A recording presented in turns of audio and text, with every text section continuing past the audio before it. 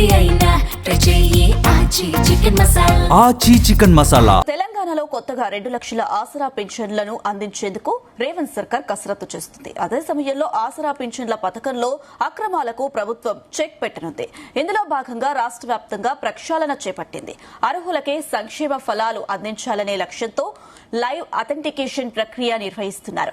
ఇందులో షాకింగ్ విషయాలు బయటపడుతున్నాయి. రాష్ట్ర వ్యాప్తంగా 10,000 మంది లబ్దిదారుల ఆచూకీ లేకపోయినా వారి పేర్లపై నెల నెల పెన్షన్లు డ్రా అవుతున్నాయని తెలింది. మరోవైపు 41,000 మందికి పైగా మరణించిన వారి పేర్లపైన పెన్షన్లు కొనసాగుతున్నట్లు అధికారులు గుర్తించారు. డూప్లికేట్ ఆధార్, ఇతర రాష్ట్రాల్లో నివసిస్తూ తెలంగాణలో పెన్షన్ పొందుతున్న వారి వ్యవహారాలు బయటపడుతుండటంతో సంక్షేమ శాఖలో లొసుగులు విస్మయానికి గురిచేస్తున్నాయి. మరిన్ని అప్డేట్స్ మా ప్రతినిధి వంశీకృష్ణ అందిస్తారు.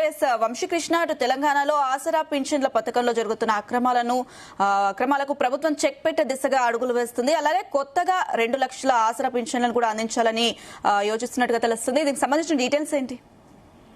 అనుష, అటు రాష్ట్ర ప్రభుత్వం ప్రతిష్టాత్మకంగా చేపట్టిన చేయూత పింఛన్ల ప్రక్షాళనలో షాకింగ్ విషయాలు వెలుగు చేస్తున్నాయి. అర్హులకే సంక్షేమ ఫలాలు అందించాలనే లక్ష్యంతో నిర్వహిస్తున్న లైవ్ ఐడెంటిఫికేషన్ ప్రక్రియలో వేలాది అక్రమాలు బయటపడుతున్నటువంటి పరిస్థితి మనకు కనిపిస్తుంది. రాష్ట్ర వ్యాప్తంగా 10,000 మంది లబ్ధిదారుల ఆచూకీ లేకపోయినా వారి పేర్లపై నెల నెల పెన్షన్లు డ్రా అవుతుండటం అధికారులను విస్మయానికి గురి చేస్తుంది. మరోవైపు 41,000 మందికి పైగా మరణించిన వారి పేర్ల పైన అటు పెన్షన్లు కొనసాగుతున్నట్లు కూడా గుర్తించడం జరిగింది. డూప్లికేట్ ఆధార్లు, ఇతర రాష్ట్రాల్లో నివసిస్తూ తెలంగాణలో పెన్షన్ పొందుతున్న వారి వ్యవహారాలు బయటపడటంతో సంక్షేమ శాఖలో లొసుగులు తేటతెల్లం మోతున్నటువంటి పరిస్థితి కూడా మనం చూస్తున్నాం. చేయూత పింఛన్లలో అక్రమాలను అరికట్టేందుకు రాష్ట్ర ప్రభుత్వం లైవ్ ఐడెంటిఫికేషన్ ప్రక్రియ చేపట్టగా అనేక అక్రమాలు బయటపడుతున్నాయి. గ్రామీణాభివృద్ధి శాఖ సిబ్బంది ఇంటింటికి వెళ్లి క్షేత్రస్థాయి పరిశీలన చేపట్టడం జరిగింది. రాష్ట్ర వ్యాప్తంగా సుమారు 10,000 మంది లబ్ధిదారులను నాట్ ట్రేసబుల్ గా అధికారులు గుర్తించినటువంటి సందర్భం మనకు కనిపిస్తోంది. పింఛన్ డబ్బులు మాత్రం ప్రతి నెల డ్రా అవుతున్నాయి.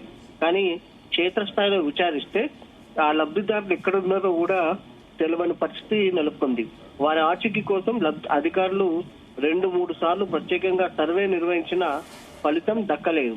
వేలి ముద్రలు లేదా ఐరిష్ నమోదు కోసం వారు అందుబాటులోకి రాకపోవడంతో ఇన్నాళ్లు వీరి పేర్లతో పెన్షన్ సొమ్ము ఎవరు కాజేస్తున్నారనే దానిపైన అధికారులు ఆరా తీస్తున్నటువంటి సందర్భం మనకు కనిపిస్తుంది.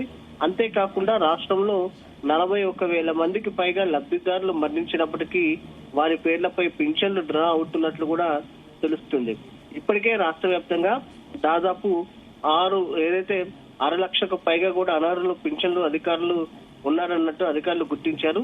అలాగే తెలంగాణలో పింఛన్ పొందుతూ పొరుగు రాష్ట్రాల్లో నివసిస్తున్న 3,475 మందిని అక్కడ ఏదైతే 75 మందిని కూడా అధికారులు గుర్తించినటువంటి సందర్భం మనం చూస్తా ఉన్నాము.